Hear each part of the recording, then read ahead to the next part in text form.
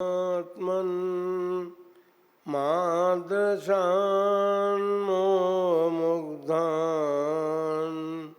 कथम तनुवशत्वान् बुद्ध के शान्यजेयं सुगतम गधरं वागधीशं शिवं वा जितभवमभिवन्दे भासुरं श्रीजिनं वा। देवादि 1000 श्री महावीर भगवान की 20वीं सदी के प्रथमाचार्य चारित्र चक्रवर्ती आचार्य श्री शांति सागर जी महाराज की, परम पूज्य आचार्य श्री वीर सागर जी महाराज की, परम पूज्य आचार्य श्री शिव सागर जी महाराज की, परम पूज्य दीक्षा गुरुवर्य आचार्य श्री धर्म सागर जी महाराज की, परम पूज्य आचार्य श्री अजित सागर जी महाराज की, परम पूज्य शिक्षा गुरुवर्य आचार्य कल्प श्री सुध सागर जी महाराज की, श्रीमद् जैन धर्म की।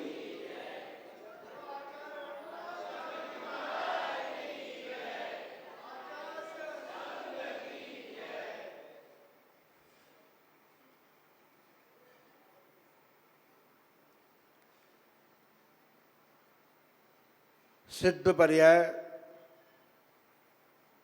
आत्मा का परम श्रृंगार है। श्रृंगार तो सभी करते हैं, लेकिन श्रृंगार शरीर का करते हैं। आत्म श्रृंगार की तरफ हमारा लक्ष्य नहीं जाता। सिद्ध भगवान अपनी आत्मा को श्रृंगारित करने के लिए उन्होंने रत्नत्रय धारण किया, ध्यान किया, और ध्यान करने से उनके कर्मों के निर्जरण होकर के केवल ज्ञानी बने। केवल ज्ञानी बनने के बाद भी प्रक्रिया शेष रह गई थी, और उस प्रक्रिया को उन्होंने पूर्ण करने का अंतिम पुरुषार्थ किया। वह परम पुरुषार्थ था, क्योंकि रत्नत्रय की पूर्णता जब तक नहीं होती है तब तक कर्मों का नाश नहीं होता।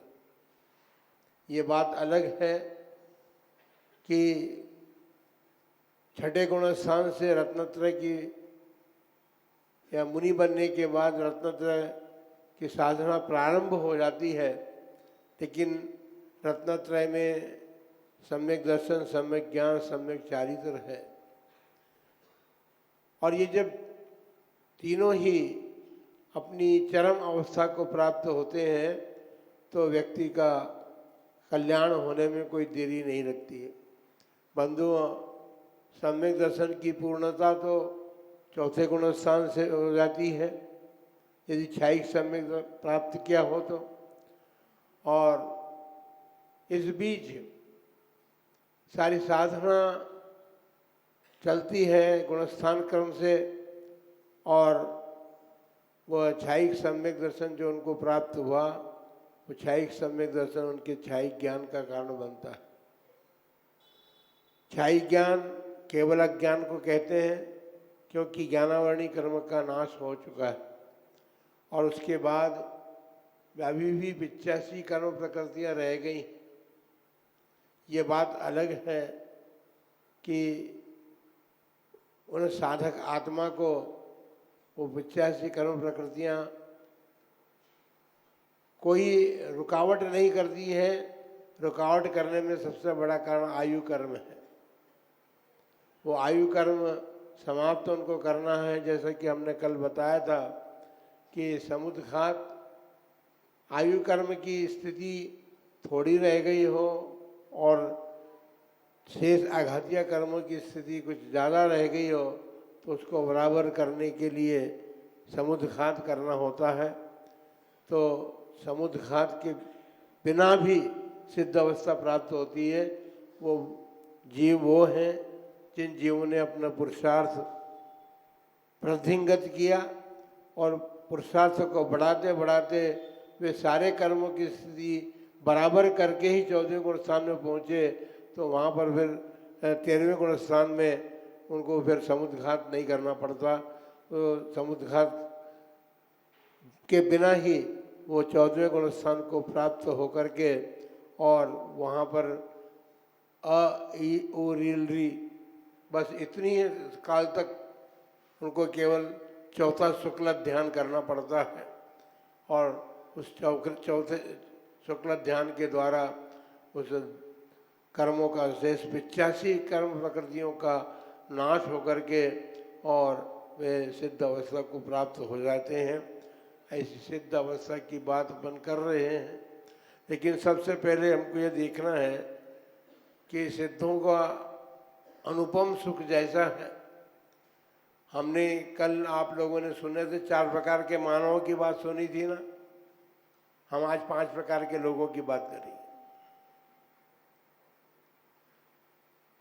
संसार के प्राणी जो हैं 4 भागों में विभक्त बटे हुए हैं और उसके बाद 5वें अवस्था को प्राप्त हो जाते हैं। संसार के प्राणी रोगी भी हैं, संसार के प्राणी भोगी भी हैं,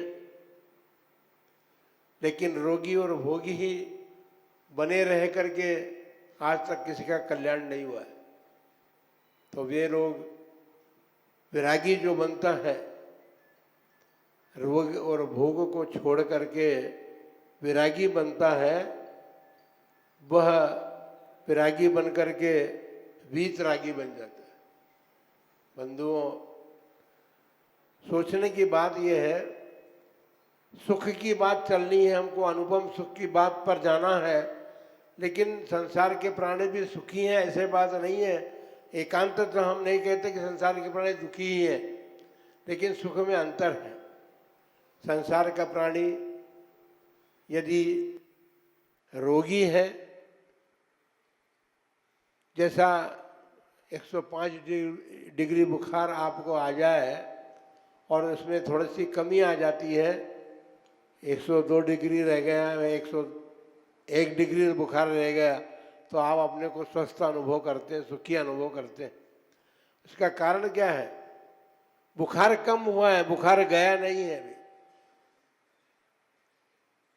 और इसी प्रकार भूखा व्यक्ति जो है उसको भोजन मिल जाता है तो सुख का अनुभव करता है। दरिद्री व्यक्ति जो है धन की प्राप्ति होने पर अपने आप को सुखी अनुभव करता है। भोगी व्यक्ति जो है उसको इंद्रिय विषय के भोग प्राप्त होते जाएं, जैसे जैसे वो प्राप्त करता जाता है वो सुखी होता जाता है, सुख का अनुभव करता है। सुखी तो नहीं है लेकिन सुख का अनुभव करता है, उसको लगता है कि अब अपने पास बहुत कुछ हो गया। इसके बाद विरागी व्यक्ति जब समझ लेता है कि संसार असार है, संसार से विरक्ति उसके मन में आती है और विरागी बन करके वह रत्नत्रय धर्म को धारण करता है, फिर भी जैसे जैसे वह ऊपर के गुण स्थानों में चढ़ता जाता है उसके सुख में अधिकता होती चली जाती है, लेकिन फिर भी अभी पूर्ण सुखी नहीं है। पूर्ण सुखी कब होगा? पूर्ण सुखी होगा वीतरागी बनने पर।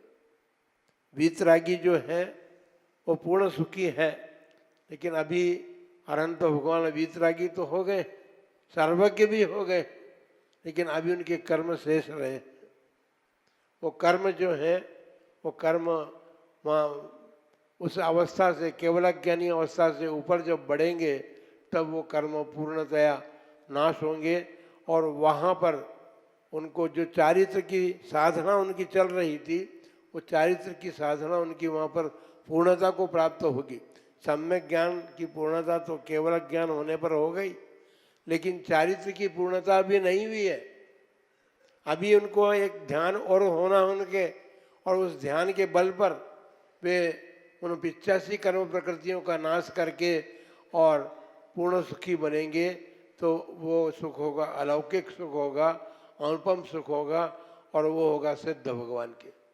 बंधुओं, अपन सिद्ध भगवान की चर्चा कर रहे हैं, तो ये अपन ने संसार के, और जैसे जैसे आगे बढ़ते चले गए, संसार के बंधन से छूटते चले गए, तो सुख की अधिकता बढ़ती चली गई, और जब वो पूर्णतया संसार के बंधनों से छूट गए तो उनके सुख की प्राप्ति जो है वो अलौकिक सुख उनको प्राप्त हुआ है। तो उस अलौकिक सुख को प्राप्त करने के लिए हम सभी भगवान से भी प्रार्थना भी करते हैं, लेकिन हमें अभी महाराज ने एक शब्द कहा था, सम्य शिखर की यात्रा की बात कही थी।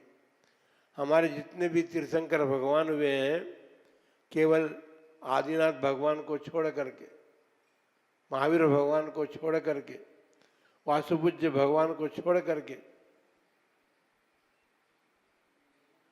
नेमिनाथ भगवान को भी छोड़ना पड़ेगा क्योंकि वो गिरनार से मोक्ष गए। बाकी सब तीर्थंकर सम्य शिखर से मोक्ष गए।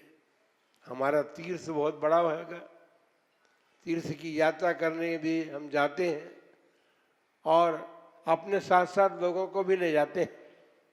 लेकिन जैसा अभी महाराज ने कहा, किसी धन से हीन व्यक्ति को अपने साथ ले जाने में बहुत कम व्यक्ति ऐसा होता है। एक आध व्यक्ति जो है वो अपने अड़ोस पड़ोस में देखता है, अपने से हीन व्यक्ति को भी वो ले जाने का प्रयत्न करता है, भाई इसकी भी यात्रा हो जाए। हमें स्मृति आती है आचार्य श्री शांति सागर जी महाराज की। जब वे सम्य शिखर की यात्रा के लिए गए थे गृहस्थ अवस्था में, तो एक वृद्ध जो है, जो सम्य शिखर का पहाड़ चढ़ रहा था, लेकिन बीच बीच में रुक रुक करके वो सांस लेता था और बैठ करके विश्राम लेता, फिर आगे बढ़ता। तो आचार्य महाराज ने देखा, भाई ये वृद्ध व्यक्ति जो है ये यात्रा करने तो आया है, लेकिन इसकी शक्ति और सामर्थ्य जवाब दे रही है। इसलिए आचार्य श्री शांति सागर जी महाराज ने उन्हें गृहस्थ अवस्था में सतगौड़ा पाटिल ने अपने कंधों पर बिठाया और उसकी यात्रा पूरी करा दी। बंधुओं, ऐसे उनके जीवन में उदाहरण हैं। राजगृही में एक बुढ़िया की भी उन्होंने इसी प्रकार यात्रा कराई थी। तो हमारा मतलब ये है, यात्रा कराना अलग बात है, हमें तो जीवन की यात्रा करनी। पद्मरुचि सेठ ने एक बैल के जीव को, उसकी संसार की यात्रा किसी प्रकार से पूर्ण हो, भली प्रकार से पूर्ण हो, अच्छी प्रकार से पूर्ण हो, उसको भी नमोकार मंत्र सुनाया। तो अपन नमोकार मंत्र की चर्चा कर रहे हैं। हम ये कहना चाहते हैं कि अन्य जीवों को, ऐसे दुखी जीवों को नमोकार मंत्र हम सुनाएं, लेकिन श्रद्धापूर्वक सुनाएं। हमारे भीतर एक बार की श्रद्धा होनी चाहिए। हम तो ये कहेंगे कि हम आत्मा है, इस बात की श्रद्धा हमारे भीतर पहले जमे।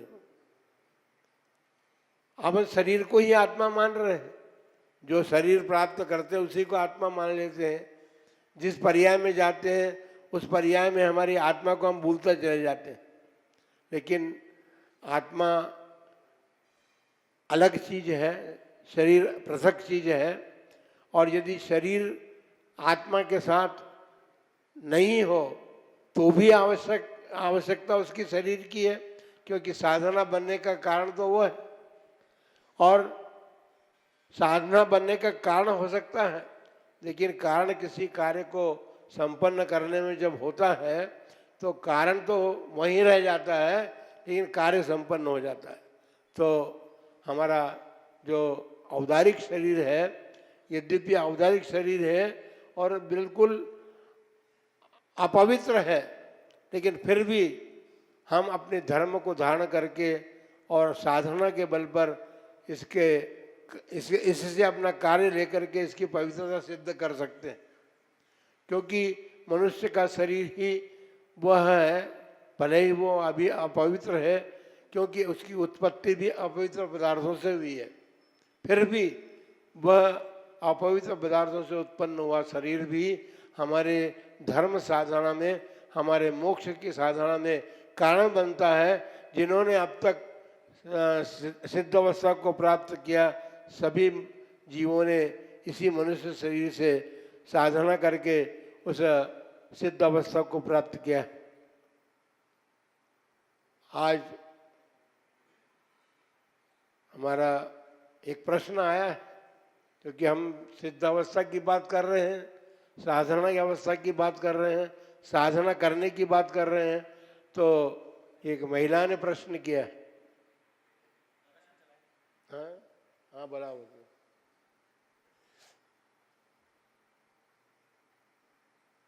मेरा नाम वंदिता चित्तौड़ा है।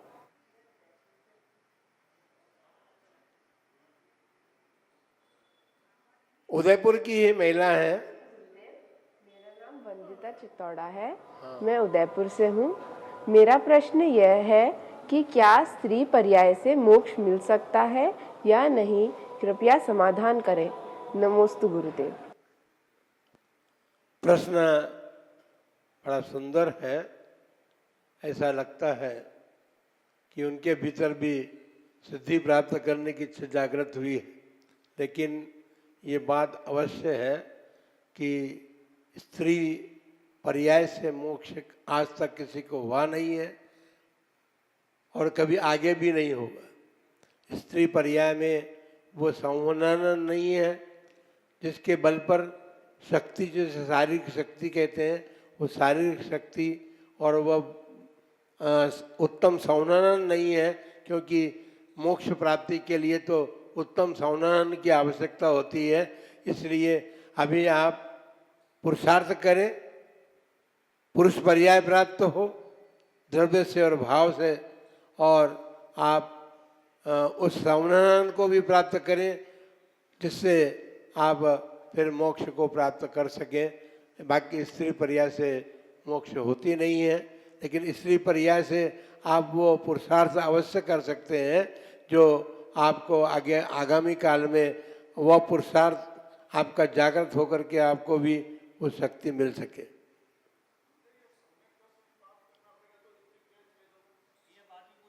ये प्रश्न बाद में पूछना, यहाँ पर नहीं, वो वहाँ से बात करेंगे।